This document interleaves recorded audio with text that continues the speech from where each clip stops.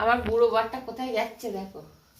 এই দরজাটা রং করিয়েছে আমার ছেলের দ্বারায়, আর বলছে এখানে রং হয়নি, ওখানে রং হয়নি, সেখানে রং হয়নি, নিজে করতে পারবে না, আবার লোকের মানে দরজায় আবার খুঁত ধরে, লোকের কাজে আবার খুঁত ধরে।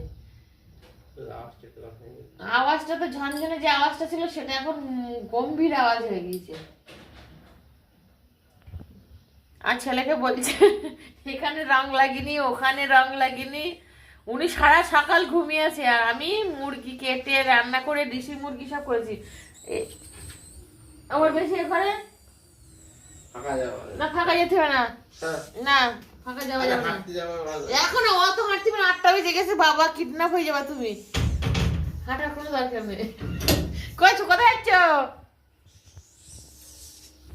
না তুমি খেয়ে নাও তো। আমার বাবাকে এখন সন্ধ্যেবেলা মাংস আর মুড়ি দেবো।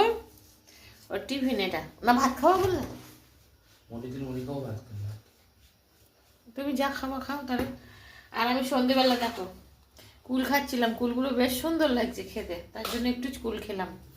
সন্ধ্যেবেলা অনেকক্ষণ শুয়েছিলাম, আজকে তো ভিডিও দেওয়াই হয়নি। সারাদিন ধরে কাজ আর কাজ করলে আর ভিডিও আর করে না, বুঝতে পেরেছো? আর কি করব, তাই জন্য আজকে আর দেওয়া হয়নি। আর মেন কথা হচ্ছে মাংস নিয়েছিলাম, মানে কক মুরগি নিজে হাতে কাটা কুটি গরম জল করা কক মুরগিটা এতটা টেস্ট হয়েছে, আর তোমাদেরকে কি বলবো, ও ধন্য আমি।